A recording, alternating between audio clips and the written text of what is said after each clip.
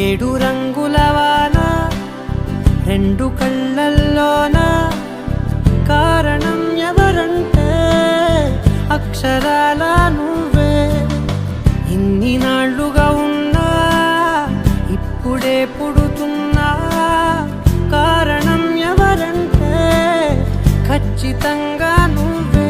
మబ్బుని మెరుపుని కలిపిన వానల్లే పెదవికి నవ్వుకి పరిచయం నీ వల్లే.